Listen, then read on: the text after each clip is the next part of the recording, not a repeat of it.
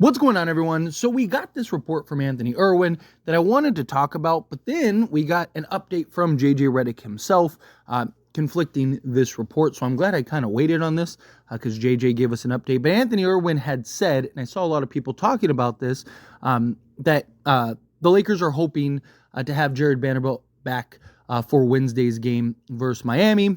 Again, this was on his show, The Laker Lounge. It's dependent on how Tuesday's practice goes and or if the Lakers decide to be extremely cautious and safe with his return entering this week.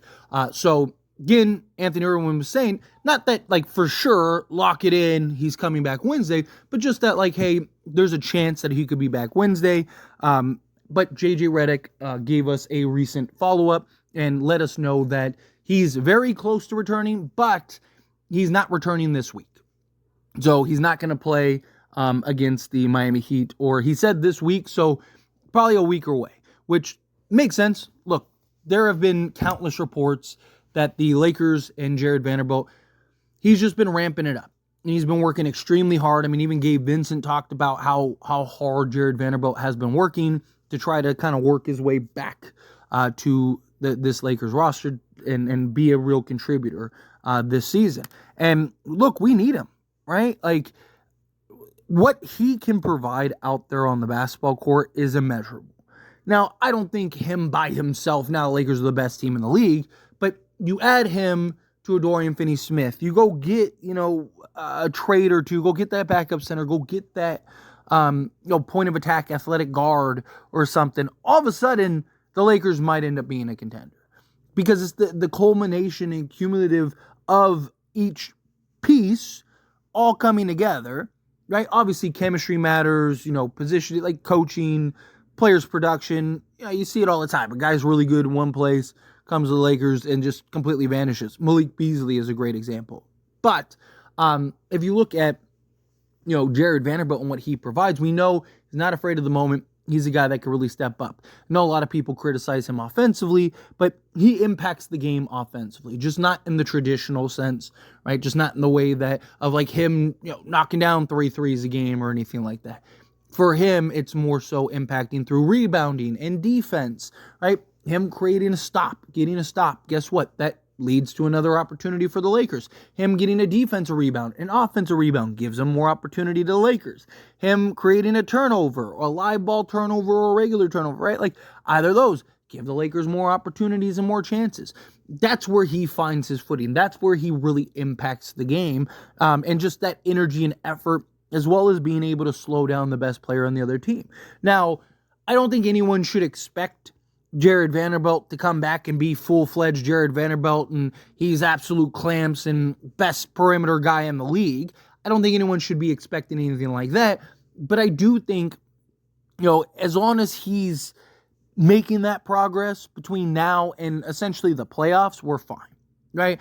I just need Jarred Vanderbilt to be the Jarred Vanderbilt we know and love once we get to the playoffs. Right? If he's a week out or whatever, starting to like, oh, wow, Vando's back, perfect. Because you got to keep in mind, he just came off of double foot surgery. It's probably going to take him a little while to kind of get into the swing of things. On top of that, Lakers are probably going to have him on minute restriction and potentially not playing back-to-backs or, may get a random night off here and there because they're going to want to make sure that he is as good and healthy as possible.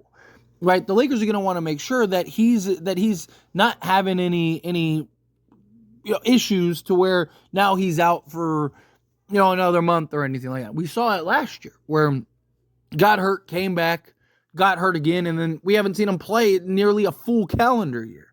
So we just can't afford to have that again. If you're the Lakers, you can't risk Jarred Vanderbilt getting hurt. We need his defense badly.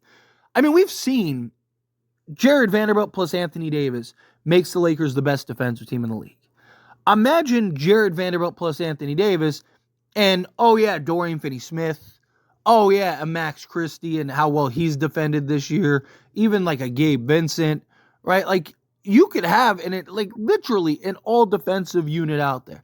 If you want, you need to get a stop at the end of the game. You could easily go like, a Gabe Vincent, Jarred Vanderbilt, Cam Reddish, Dorian Finney-Smith, and Anthony Davis, right? Or if you want to go really big, you could have LeBron James out there. I mean, he can lock it down for a possession or two, right? Like, he's still button. He's done better. He's still not exactly what we need, but he's also age 40 or 22. So, I give him a little bit of a pass for, he has been more engaged defensively than he has been in previous seasons. But nonetheless, right, we need, again, the best version of Jarred Vanderbilt possible, and the Lakers need to make sure that they are doing whatever they can to get the best version of Jarred Vanderbilt possible, right? Lakers cannot afford to have him come in and then end up getting hurt again. I'd rather them take their time because we're going to need him big. And I know people like, oh, well, you got played off the court, the playoffs 2 seasons ago. It's like, yeah, we're also relying on him being an offensive player, which is not what he was. We don't need that anymore. Right? Even him on assignment, as an assignment guy, is everything the Lakers need.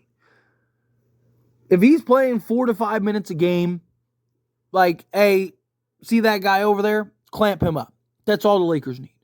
Lakers aren't looking for him to come in and be a 20-point-a-game scorer and stuff like that. You got to keep in mind, that year, we didn't have all the pieces. We didn't have a lot of things. We're still trying to figure stuff out, and we still got to the conference finals, right? Like, imagine what this is going to look like with a guy like Dorian Finney-Smith, who, guess what, won't get played off the court. And we'll have the pieces around Jarred Vanderbilt and some of these other guys, right? Like, Lakers are in much better shape now, and we'll see. We'll see how it all plays out. Obviously, health is a factor. Pieces fit are a factor. But I can't wait. Like, the day that we see Jarred Vanderbilt, Max Christie, and Dorian Finney-Smith out there with Anthony Davis, I'm going to be a kid in a candy store, man. I am going to be so stoked. Like, just the thought of that. I mean, just the thought of Jarred Vanderbilt and Dorian Finney-Smith out there and the ground that they cover and just getting after it defensively is like, mind-boggling. And then just like kick Max Christie out there, kick, Anthony Davis out there. It's like, whoo, man. Like, Lakers might actually be a good defensive team.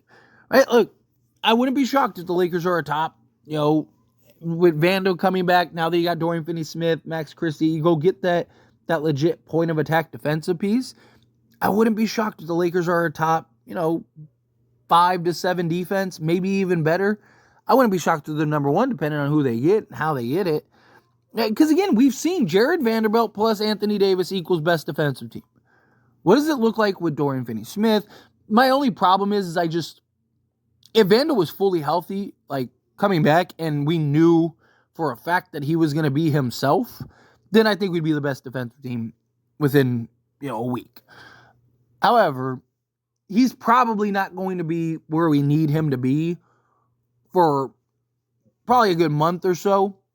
And so I don't know if the Lakers will finish. I mean, I wouldn't be shocked if, like, during the stretch, from the time Vando comes back to, like, the end of the season or whatever, if the Lakers are number one during that stretch. But overall in the season, I could see them being like, they were 6th overall for the season. But, but during the Vando stretch, regardless, I'm excited. It's great news, great update. Obviously, hopefully,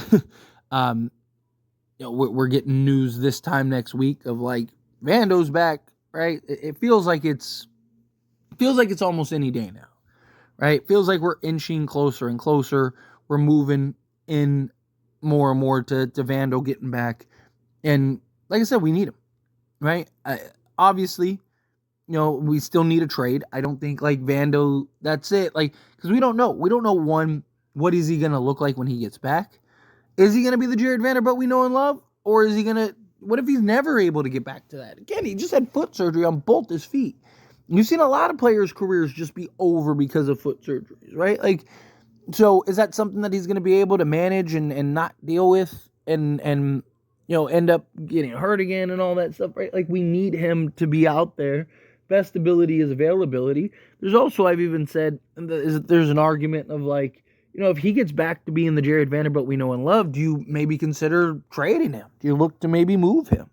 Right? I don't think that I think no one is untradeable on this roster, but it'd be tough because we know what he can be, we know what he can do, but he, with his injury history and just everything, like, do you let another team take the risk on him? Do you let another team take the gamble on Jarred Vanderbilt?